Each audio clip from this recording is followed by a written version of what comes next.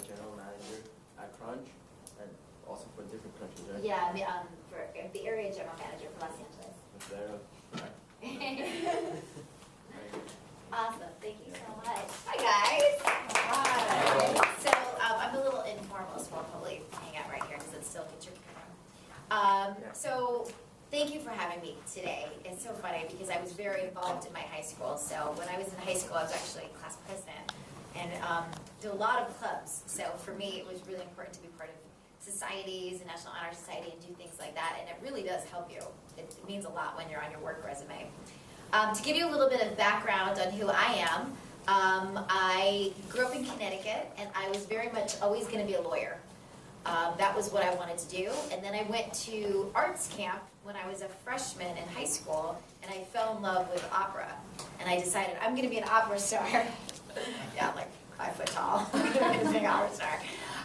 So I started to study languages and started to study singing and fell in love with theater and drama and decided, nope, I'm going to be an actress. My parents were not happy. Being Indian, I was supposed to either be a doctor or be a lawyer.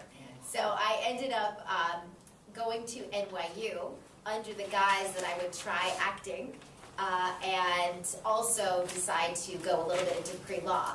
After my first year, my parents weren't very happy, but I decided that I loved acting more than law, so I went into acting full-time. And I had to, my parents said, okay, well, if you decided to go into acting, then you're going to pay your way through school. So I ended up getting a job at a gym. And I ended up working at the front desk and just pounding the pavement in New York City. And it was easy. You know, I think some of you guys probably feel like you have a natural ability to sell anything. You know, if you like to convince your friends what to have for lunch or what to have for dinner, you're probably a natural salesperson, because I love that. I'm like always trying to convince people of my opinion. And I started selling gym memberships, and the people that were selling, that were there as salespeople started to leave early. And so they would leave early, and I would sell the gym memberships. So at 18 years old, I was making about $35,000 selling gym memberships. So I got promoted to be a sales manager when I was 19 years old. Now the caveat is that I was still in school. So I ended up staying in school, and I wasn't this huge person that, and maybe I shouldn't be saying this in high school, but I didn't love college. So I graduated within 3 years and went right into a Broadway show. And I thought, wow, this is going to be so easy. Here I am, I've landed, I'm going to be a superstar acting. And then the show closes, and you're like, oh, this isn't so easy, getting another acting job. So I went back to the gym world, and I got promoted to be a general manager by the time I was 23. And for me, it was just about being around people. I love to exercise. I had never exercised a day in my life until I went to college. The irony about this whole thing is that the very first place that I ever joined was Crunch Fitness.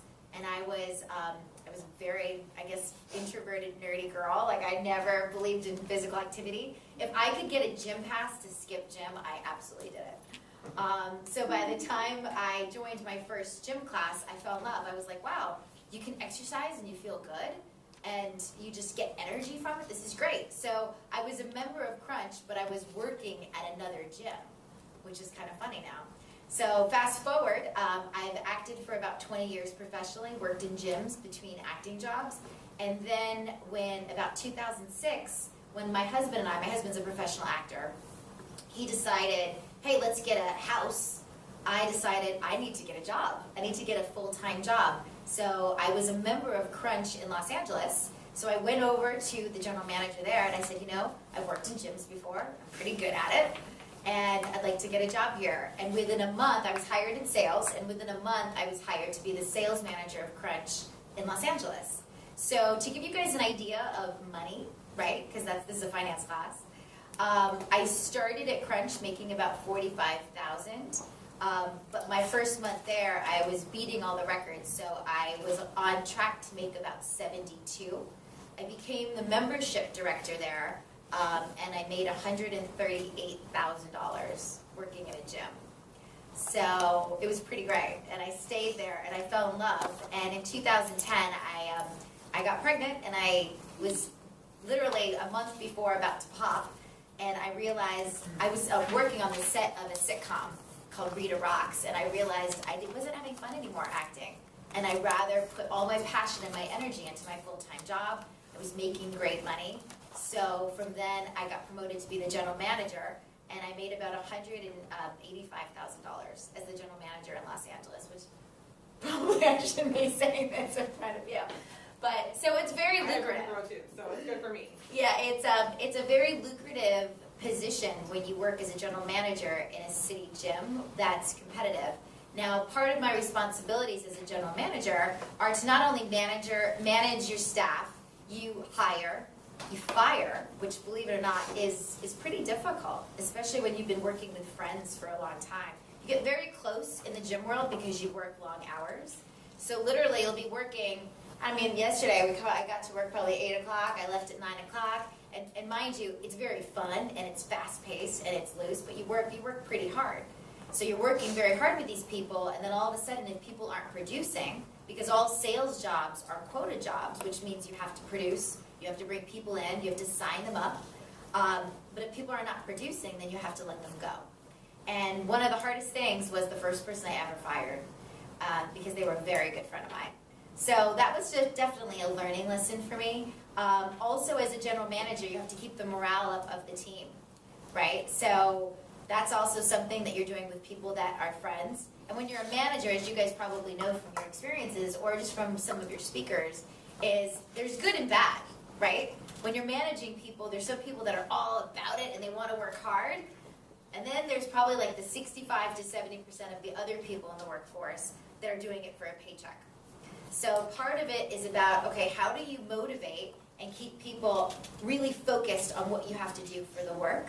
Like we always talk about Araz. Was she a graduate of this class? She's in that, you won't see her because she's in a couple periods away from here now. But, you know. So there was this intern that I swear to you, if she could be an example for every single person that I ever hire, I would be so happy. She comes into work all the time. She was an intern. We ended up hiring her because she's that fantastic.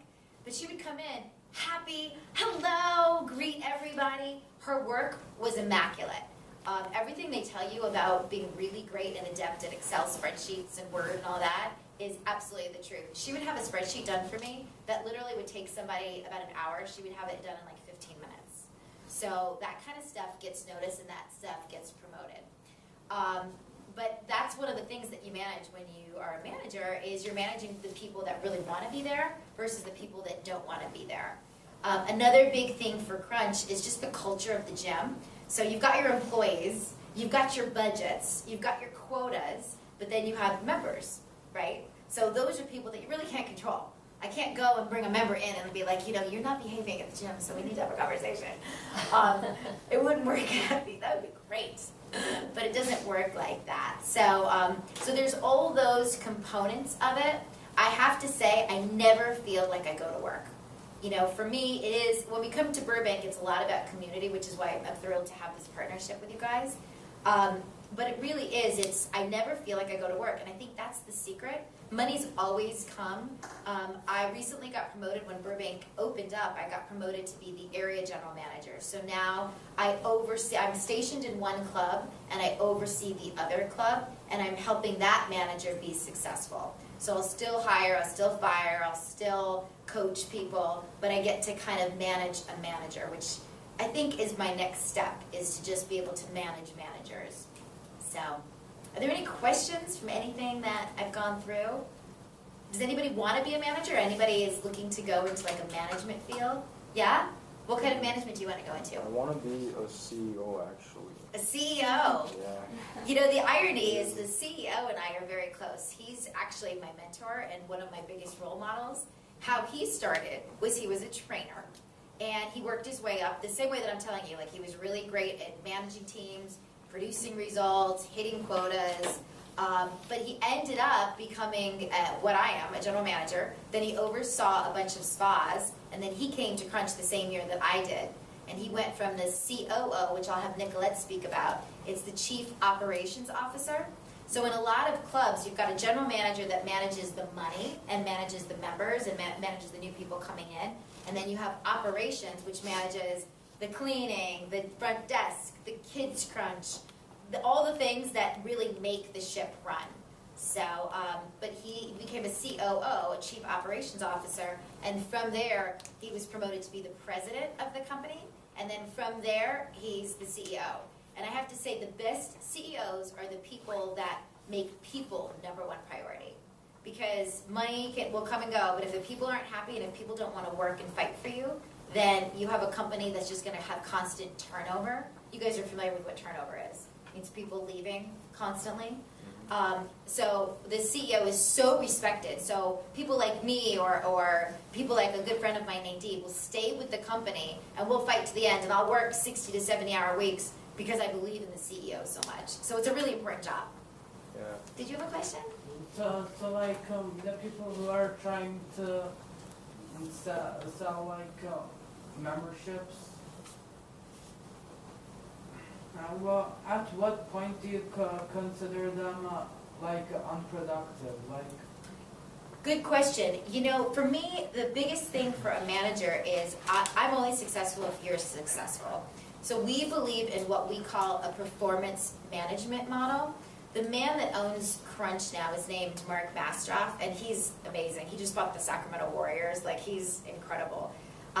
He borrowed $15,000 from his grandmother to open up the first 24-hour Nautilus way back when, like way back, I think in the 80s. In 2006, he decided that he didn't like the way the company was going, so he ended up selling 24-Hour Fitness for like $70 billion or something crazy, and opened up his own company, and now they bought Crunch. We also own gyms with Madonna and Alex Rodriguez. He invented this performance management model, and what it means is that the first time that a salesperson comes in, you train your employees, you give them everything you know, right? And then you have them repeat back to you everything you know. So if I'm telling you, okay, this is the pricing for Crunch, I'm gonna go through it and I'm gonna make sure you understand. But what I'm gonna do is I'm gonna add a key component. I'm gonna have you repeat back to me exactly what the prices are. So it's almost like we do these mini quizzes when we coach. And then from there, if you still are like, oh, I'm not sure what the price is on that, or maybe you get a few wrong, we're gonna continue to coach until you get it right. Once you feel like you know what you're doing, then we set expectations and then we set quotas. If you still are like having problems, then we'll go back and retrain you. If you're like, yeah, you know, I know what the prices are, but I wanted to charge my own price because really I don't think that person should get that, that's when we discipline. So with this performance management model, I feel like it's a real kind of structured way of coaching employees and saying, okay, hey, we're gonna give you a chance, we're gonna give you everything we know, and we're gonna help you get great at it. And then if you still aren't great at it, we're gonna go back and we're gonna retrain you. And we're gonna help you get better. And then if you're like, yeah, I know the information, but I don't really wanna follow it, then that's when you get the discipline. So in most companies, you do what's called a write-up. And a write-up goes on your permanent HR file. And in a write-up, it says, this is what we need to do to correct the behaviors. And in a sales job, it's usually like you need to be at 90% or above in order to keep your job. And usually you have about 30 days to do that. But any advisor coming in, to go back to your question in a very long way, we give people at least 90 days to get onboarded. And then we kind of figure out, okay, how are you doing? What do you need? But for us in the gym world, we're constantly coaching. So if you have somebody that comes in and they don't join, we'll talk about it. We'll be like, okay, how could we have done this better? So in my belief, a good manager is constantly coaching. You're giving everything you know at all times, but you don't need to worry about it. It's like not like when you come into a job. I mean, Nicolette, you are an advisor, so how do you feel like it's run? I mean, pretty much exactly what she said. For me, I come from a really different area. I come from more of an operations manager standpoint. So getting into sales, I've always sold. I'm very natural at convincing my friends, hey, I want to go to this mall and not that one. Or I want to go see the movies instead of going to your house or something like that. I'm great at that. So for me, being able to sell a gym membership and things like that, done. I can do it all day long because I believe in it and I'm passionate about it and I love it. So coming in and doing something at Crunch and doing something a little bit different than what I've been used to doing, they gave me a lot of information about how they do things at Crunch because it's different than anywhere else. What makes Crunch special and how is it that they have success selling? And then there's constant feedback. So you're constantly reflecting on what you did and how you did it. And even if you had so much success and you sold them the best membership and the best personal training package and they're so happy and they're doing backflips out the front door, you're still talking about what did you do? How did you do it? How do we take that and grow from it? How do we take that and share that with the team? How do you make that into something that can't be stopped? So good, bad, and different, we talk about it and we learn from it, not as individuals, but as a team. Yeah. That way, the whole team has success, and for us, that's what it's all about. We Yeah. want everybody to have success. So if I fail, we're all gonna talk about it. If I succeed, we're all gonna talk about it, and for me, that's been a big difference in how companies are run, how people are managed, and things like that, because then it's not somebody's on a pedestal and you're here. Everybody's on the same playing field, and everybody's out for the same goal. Everybody wants to win as a team, and that's what it's about. You So, brought up so many good points. I mean, one thing that I'm hearing from Nicolette is teamwork, right? How many times do you do that as an assignment where you've probably broken into teams, you have to work on something? There's a reason. When people get to the workforce, it's crazy how many people don't know how to work on a team. Now, I'm definitely bossy, and my 4-year-old tells me that all the time. But I will tell you, like, that's one thing. Like, how do you listen and let somebody exchange ideas, even if you don't agree with them, and not get offended by them? Because teamwork is a huge part of it, especially when you're on a sales team. And that's also a contributing factor. If somebody is such a team player, but their numbers aren't up, but they're the person that will always, like, replenish the supply closet or, you know, help somebody when they're down, you take that into consideration, too. That's a big, big proponent of it. So, any other questions? Yes. Is that area manager? What did you call it? Yeah, it's the area general manager of Los Angeles. So you mentioned as a general manager, just being like the general manager of a club, you made 180,000. How much do you make now, if you don't mind me asking? I make a lot. I get bonus off of my West Hollywood hitting. I get bonus off of Burbank hitting, and then I personally make membership sales and sell off of personal training. So I make over 185. Yeah, I have a very lucrative job. You know, one of the things about gyms that I love is we create this culture of fun, and I always used to think like, God, maybe I should be doing this, or maybe I should be a CEO, or maybe I should open my own company. But I love my job. I love it. I have so much fun, and I get to work with people like Nicolette, who's a mom of 3. It's ridiculous. She looks like she's 12. And she's incredibly fun and incredibly loving and giving. I get to make friends with people. I get to work out. I get free training. You know what I mean? There's a lot of perks. But I think that's true with whatever career you go into. I always believe money will come. You have to have passion. If you're not passionate about what you're doing, find something else. There's so many jobs out there, but you know, we sell fitness, right? So I literally sit in my office and people come in and they tell me that I've changed their life. I'm sure you've been told that. They lose the weight. I recently lost about 20 pounds myself. I'm working with a trainer right now. It's like, I know how that feels. It feels so great when you're taking care of your body. And so find whatever it is. If you're, I love money too, so I probably could be a banker. But if you're passionate about money, you're going to be excited to go to work. And that feeling, and that's the difference between the people that succeed and it's easy versus the people that struggle or complain. And my biggest piece of advice, whether you go into acting, whether you go into banking, whether you go into gyms, is don't surround yourself by the people that are, but bitching and complaining ever, because that will never help you get better. You need to surround yourself with people that are passionate, that are excited, that are educating themselves, wanting to get better, because that's what it's about. I come from a family of doctors, and they're constantly educating themselves. They're constantly looking to get better. So that's what it is. If you take that work ethic and you take that desire to succeed and that desire to educate yourself to every job you have, you will be successful, and the money will come. Yeah. So, where do you see yourself? 10, 15, where does this go? I'd like to be a VP. Los Angeles is growing leaps and bounds, so all of you guys, when you graduate, let me know. But we're going to have a lot of positions available, so I'd love to oversee Los Angeles and become a VP. We hope to open about 3 to 4 gyms in the next couple of years, 2 in the next year. So for me, nothing is more exciting, we were just talking about this, than promoting from within. I love developing talent and seeing them rise. I mean, honestly, like I told you about Araz, it's like you see somebody come in, she's a high school student, an intern, to see her get a job, and then like this girl could do anything, and to be a part of that development is so exciting. So right now, I'm looking to get somebody in Burbank promoted, And he'll go from making probably about $70,000 to about $140,000. He'll double his salary by a promotion. So for me, I'd love to be part of the higher scope where I'm developing managers, because they then will be developing these huge careers. Where do you see fitness as an industry going?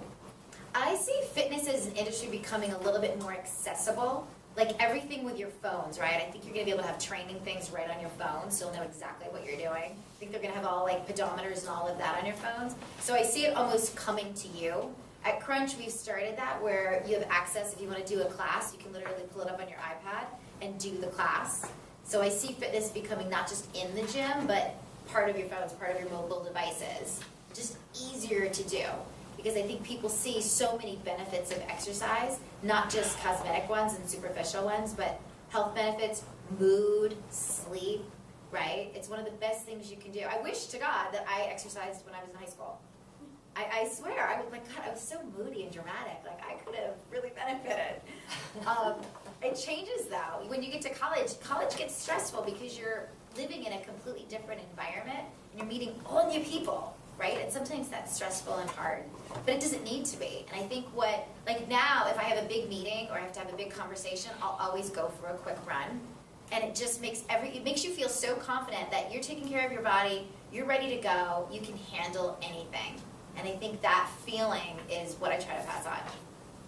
Yeah.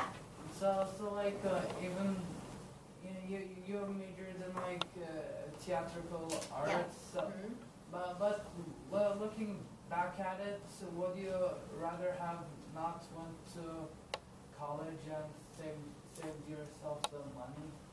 You know, I think college is such a special time in your life. I'm a huge believer in it. I came from a family that there was no choice. It's like, what college are you going to? It wasn't a choice of going to college or not going to college. It's interesting coming to California where there is that choice for a lot of kids. And I went into a place like acting, but you develop relationships and you figure out situations you're in that you have to figure out in the workforce. And I'd much rather work them out when I was between 18 and 20 in college than work them out now where it really matters.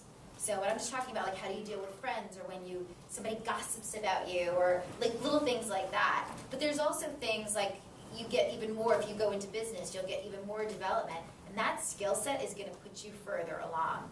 There's some positions, I'm lucky because I'm in the gym world, but there's some positions in management that you have to have a master's degree. You have to have a master's degree in order to get to that position. Now, it maybe took me a little bit longer to get to where I am because I don't have a master's degree. So I'm a huge believer in college, and it's not, you guys, hopefully you know me by now, I don't say anything that I don't mean, and I would tell you honestly, but I think that if you want to be competitive in the workforce, you should really go to higher education. And you should constantly be doing it. Like I'm constantly going to leadership programs, I'm going to programs that are helping me not only be a better manager, but be more diverse. Like I've studied Spanish, I've studied Italian, different skill sets that you're always, and I'm sure Patricia, you probably feel the same way. It's like you have to constantly be reevaluating your skill set because the workforce gets competitive. And I want to make more money. I want to have a better life. I want to be higher up. I'm not looking to settle. Why? Like for me, it's all about self-improvement. And I think for you too, you're constantly doing that. Absolutely, absolutely. It's always about what can you do to get to the next level. It's always about working for the position that you want, not the position that you're in. Yep. It's always dressing that part and playing that part. And if that means going to school and furthering your education so that way you can be a more effective manager, so you can be more effective at whatever it is that you're doing, then absolutely you should be doing it. Being able to go and like she was saying, being able to resolve conflicts, being able to make sure that you're accountable for making sure your assignments are turned in and things like that, making sure that your projects are done, being able to work in an effective team, those things are invaluable, and those are a lot of things that so many people take for granted and don't know how to do. And I can tell you firsthand, I've seen people who have not gone to college, and I've seen people who have gone to college and have even master's degrees, but they can't do half the things that the person without that degree does, yet that person without a degree is still the one sweeping the floors or folding the towels when the other person's in the office in a gray chair. So when you have that degree, it's just going to help you push you to the next level, and then you have that work ethic behind it to back it up. you won't be able to be stopped, and you will be able to do whatever it is that you want to do. And it's not only going to help you at work, but it's going to help you at home. It's going to help you with your marriages, with your families. Yeah. It's going to help you when you have kids. Like for me, I have a son that will be in high school in a few years. It's so just absurd to me. It's crazy. Oh my gosh. But even with him right now, I'm telling him, like, if you have several classes throughout the day, and if you can't be held accountable for managing those classes and still being able to manage your friendships and being able to manage your extracurricular activities and those extra groups, then what is it going to be like when you get to college? And if we can't manage that, how are we going to manage being a successful manager or being able to be a CEO or being able to play for a major hockey team? Yeah. You won't be able to do those things. So the So more well said. education, the more training you have, the even better. Yeah, I mean, that's so true. It's so funny. If you know, that old adage, if I knew then what I know now, that all these things about juggling different projects and doing classes, it's because that's what happens in life. I have a husband, I have a 4-year-old, I have a great social life. You know, you have interests, you have hobbies, and I have a full-time job with 2 clubs, which is about 300 employees. So you have to learn those skills. And she's a master at it. I gotta tell you, she's got the best family in the world. You're like, how do you do it? But that's why you learn it, and that's why you juggle it. I also loved what you said about be in the job, be doing the job that you want. And I've been really grateful because I've always been the obvious choice for the next position. I haven't had to go through a really tedious interview process because every time I wanted the promotion, I've been doing the job of my boss. So I've always been the person they've asked. So I've been really lucky. And I tell the people that work for me that if you want this job, if you want to be promoted, be doing that skill set. Be living it. Be showing that in your attitude, your work behaviors, right? How you dress, how you carry yourself. What do you talk about, right? If you're talking about football, that's great. But if you're talking about football when we should be working, people are going to see that, right? And as a manager, your boss are the people that work for you. My team manages me, right? If I'm not performing for them, if I'm not living up to what they need, then I'm not a good manager, right? Any other questions? Nothing. Well, thank you. Oh, yes. yeah, you got one more. Like, you don't have to answer it if you feel it's personal, but like, I have an Indian friend. So he's planning to become a medical doctor, but like whenever whenever like let's say I get this really major wound, he'll like pass out. Is that like is his family pressuring him to somehow be a medical doctor? I don't know. I mean, only he will truly know that, you know. But I'm a true believer that what you're passionate about will always come out. You know, it's I have a cousin of mine who also was pressured to be a doctor. I don't know if it's a similar situation. And his father, like on his dying bed, asked him to still be a doctor no matter what. It was like one of the most dramatic things. And he found, with his mother's support, he found that he really wanted to be an actor, and he's doing incredibly well acting. So it really is, I'm a huge believer in find your passion. And it changes, right? It's not the old days where you have to have one passion. You can explore that. I think that's what college also helps you do. No matter if you go to a 2-year college or 4-year, even if you're doing community college, continuing education, it helps you find the passion. A lot of people will decide they want to be something. Remember the lawyer? And then all of a sudden you're something completely different. That happens a lot. Yeah. And do your parents support what you do now? Yeah, they do. My mom still is just, astounded that I can make a living working in a gym. My mom's this Indian woman that's never exercised a day in her life. So, they are, which is pretty cool. Now it's whenever the doctor friends are around, they all ask me about gyms. That's all I know. What should I do, Amita? Yes. I just wanted to know, what college did you go to? College? I went to NYU. NYU? Yeah. 3 years? I was supposed to go for 4 years, but I just ended up taking classes through the summer and doing 3 years. Graduated in 3 years. Can I ask her? Yes, please. What was your educational background? So for me, I went to just a little bit of college, and I didn't finish and get any of my degrees, and that's why I emphasize going to college and getting that degree. Yeah. So for me, I learn by doing. I started working at a really young age. My parents had little businesses of their own, little coffee shops and stuff like that, and it was either you help the family and we succeed together or we fail together. And so for me, I have that advantage of being able to get my hands dirty and learn that way from a really early age. I started working in the banking industry. I did that for about 7 years, and I did really well at it and became a manager there and an investment banker there, and made really good money doing it, but I didn't love it. And it was stressful every day going to work, and it was stressful every day going home. And so I decided to take a break and be a domestic engineer and stay at home and be a mom for a little bit.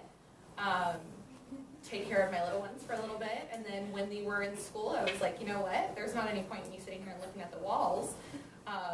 And I was already going to the gym consistently. Some days I literally went and sat in the locker room and watched TV for 2 hours just because that was the only break that I got. But I just found myself being attracted to being in the gym. If I didn't go, then like my whole day I was just like, so for me it was like a natural thing. I went in to the gym that I was working out at and I said, what can I do? They said, what do you do? And I said, I will fold your towels better than they've been folded. I'll sell your rocks out front. Or I'll clean your equipment better than it's ever been cleaned. What can I do? So I started selling. She's one of the best salespeople, I gotta tell you. She's so humble, but Nicolette is one of the best time management people I've ever met in my life. But honestly, she's got the most beautiful family. They're so incredibly smart and gifted, but she manages her time at work. One of the things we wanted to give you guys today is we wanted to give you guys each a 1 month free pass to Crunch. And you can see Nicolette personally, but she will take great care of you. She, honestly, everybody that comes in is like, where's Nicolette? Where's Nicolette? So you'll be in good hands with her. This might be putting you way on the spot, and you don't have to do this, but I think the kids it would be interesting. Could you sell one of them right now, like pretend, do a simulation where they're coming in and show them what you do? So, just sell a membership. Who here plays sports? Show choir. I would do show choir. It's awesome. Come here. Let's do it. So what do you play? I used to run cross country. Okay. I'm Nicolette. What's your name? Jackie. Jackie. So thank you for coming into Crunch today. So you look like you're already in really great shape. What are you doing? I Okay. So do you run on a team or do you just... team. Okay, that's fantastic. How long have you been doing that for? I was doing Oh my gosh, that's amazing. I am such a horrible runner. I wish I could run all the time. Well, let me show you around. I'm going to show you our club. We have this really great running group too that meets twice a week. So I'd be really excited for you to meet with our trainers and like maybe get up with them a little bit. And some of the things that we'll do here for you is we're really going to show you a lot of the equipment and how it can really benefit what you're doing. How we can take a little bit of the time off of your running that you're doing now. How we can make sure that you're running the most effective way possible. And then also maybe just add in a little bit of resistance training into that to make sure that your body is getting support that it needs. That way you're able to run more long term and things like that without having that impact. So since we're taking care of you, I would also like to make sure that your mom and dad know too, because this is definitely a lifetime commitment. You're making sure that you're taking best care of yourself. You're making sure that you're going to be healthy and fit, and that things that you're doing to your body now, like your sports and your running, aren't going to take any toll on your effect when you're on your body when you're an adult. So we'll have your parents come in. We'll get you guys all set up. We'll make sure that everybody's good with the plan, and then we'll go from there. Does that sound okay? Yeah. All right, perfect. I should have joined before I got injured. I know, I feel like I don't sign anywhere. So when I'm speaking to a salesperson, it's like, you know, for the last 1 minute, you just talk for non-stop. It's like, when are they going to stop talking? And you know what though? That's probably one of the best tips too. For me, one of the best things that I've had to learn as a salesperson, as a mom, period, is being able to shut your trap and listen. Even when you're like, oh, I just want to say something else. Oh, hang on. You still gotta be like, okay, it's your turn. So it's definitely one of those things. And doing sales is one of those things too where everybody's different. For her, she does cross country and she does running. Other people may play football and so they want to, put more weight on and they want to build more strength. Somebody else might have been injured and so they want to just get back to being able to walk straight.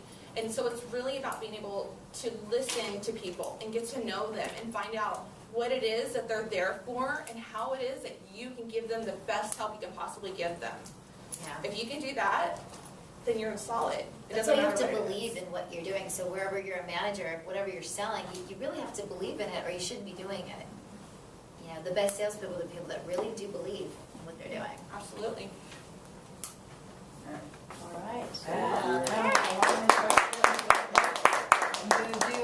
Do you offer like, how would I say it? The physical therapy sessions? Well, we do like personal training sessions, and some of our trainers like specialize in corrective exercises and things like that, so that would land a little bit more towards physical therapy. So there's some things that we can take care of, and then there's some things that we would actually need somebody like a medical doctor to help us with. But in most cases, we can typically help somebody, and we would definitely be a part at some point of the recovery. So we can definitely help everybody. Like a year ago, I got jumper's knee from doing parkour, never really healed. Yeah, they can definitely help you with that. You want to go to a doctor and get a clearance, but they definitely work with people all the time. Some of the trainers that we have work with the athletes once they get injured on a court. So that's the purpose of having a trainer, is to really help you kind of bridge that into the gym. Yeah, absolutely. Yes, So you manage a few gyms, right? I manage the West Hollywood one, the Burbank one, and all the gyms we're going to be opening in Los And these are Angeles. all Crunch. They're all Crunch. So like how have you seen it grow as like an industry kind of thing? Like did you guys have like a slow start at first, or were you guys always like? For Crunch in particular? Yeah. Crunch in particular was really interesting. So we started in 1989. The first day that I was at NYU, I looked out my window and they were doing classes in the street. So we literally started as just classes. And then we've grown. Crunch was the first gym that ever started Zumba or started spinning. So spinning became this huge worldwide phenomenon. So then they started to do other classes, anti-gravity yoga, dodgeball, karaoke spinning, where you like literally sing while you're spinning. You would like that actually, Shopwire. I love it. But from there, they decided to open up better gyms. In 2002, we had the unfortunate pleasure of having Bally's buy us for 2 years. And when Bally's, which is kind of a lower quality gym chain, they ended up not caring about Crunch. They ended up growing Bally's, the Bally's brand, all throughout Southern California, but not thinking about Crunch. So the investors for Crunch ended up buying Crunch back in 2005, and that's where we are today. So now we're under new ownership, new management. Crunch wants to get, kind of what I was telling Patricia, we want to get into more of a social media way of communicating so that people feel like they can be at the gym, not when they're physically in the gym. We want to expand Los Angeles. There's a lot of smaller franchise clubs opening up. And the franchise model, we're a corporate club, and you're going to see this with a lot of businesses. You've got a corporate club, which is run, which is always going to be your higher tier, higher priced club. And then you've got smaller franchises. A franchise is like a McDonald's, Taco Bell. They're like the smaller subdivisions. The franchises can be bought by one person individually. So while Crunch and the whole company of Crunch owns the corporate clubs, the Burbank one and the West Hollywood one, we've been selling off smaller locations to get the brand out, and that's called making brand awareness. But what happens is every time that they make money, they have to pay a certain amount from the franchises to Crunch, which grows the company. So that's just a little bit about business. A lot of businesses are doing that now. So when people say, oh, I work for Starbucks, they could work for Starbucks, a franchise, or they could work for the corporate office, right? Sorry. But when did you guys open in Burbank? We opened last year. A year and 7 months. Wow, you're better than me, my God. Because I've We, never heard of Crunch until it opened up in Burbank. Yeah, and that's what's so crazy, because any city you go to, everybody's heard of Crunch. People from Australia. My West Hollywood club, every single person that walks in the door knows of Crunch. We have 6,000 members. We have people from Sweden coming in saying, I just have to be a part of Crunch. And then you come over the hill, and so we have a lot of work to do. Because the brand awareness, which is a huge part of business, isn't there yet in some of our smaller areas. And Burbank's got a lot of people per capita, so that's one of the reasons we opened up. But the brand awareness, most people don't know about Crunch over here. So that's great, because that means we have a lot of work and a lot more gyms to open. Yeah. How come do you have to be 18 years old in order to join? gonna ask you about that. You can be 16 or over, but if you are, how many of you guys are 16? Anybody under 16 here? Okay, so you guys can all work out on the gym floor alone. When you come in, anybody that's 16 or 17 just has to have their parents sign the waiver. If you end up joining for some reason, which we love, but that's not the reason we gave the pass, then you would have to have your parents sign an agreement. But your parents don't need to be with you at the gym. So So if you wanted to take advantage of your pass, just have them come in, fill out the waiver, sign the waiver with you, and then you can be on your own for 30 days. And we'll get them set up on a guest pass too when they come in, so they can come in and try it for a little bit too. Are you and they'll cool with them kind of- doing a 1 month pass too? Yeah. So if your mom wants to come in or your dad, we did this before, then we'll give your parents 1 month passes too so they can work out with you. Absolutely, and we have a lot of great classes. We'll find a way to make sure that each one of you are comfortable. That's the reason that we're out here doing this as well, is to let you guys know what we offer and how we do things, and kind of how the business operates. So if you guys can come in, you guys can try a class and do different things, maybe increase your endurance a little bit by doing a cycle class, which we created, things like that. So it's fantastic. So you guys can come in, we'll We'll get your just parents. spin karaoke. Oh my gosh, it's ridiculous. It's ridiculous. But these are, the 1 month passes are something that we don't normally do with Crunch, so give them to somebody that's in this class if you don't want to take advantage of it. But they're, we usually sell a 1 month pass for $135. So. Thank you, wow. Oh that's yeah, great. no, our pleasure, but we love honestly working with you guys, especially with what your teachers are doing. I mean, you guys, you give so much. I swear to you, I wish I had this when I was in high school. I wish I had like a money management, just how to balance your credit cards, because it's so invaluable. That is what the working life is like. You have to have this information. So, so we wanted to do something really special for you guys, but we usually only do 3 to 5 day passes. So if like your friends come in and be like, I've only been able to do a 3 or 5 day, that we normally only do 3 to 5. Oh my God, our pleasure. We love it. Yep, anytime. So, yeah, so thank you guys so much, and yeah, have fun. Go visit Nicolette, because she saved my awful writing because I wrote these out last night. To be honest with you, it's just come in and enjoy it. She'll take great care of you, and your parents, if you want to come, we'd love to have you. But if you ever have any questions too, please feel free to reach out to either one of us, and good luck. Absolutely.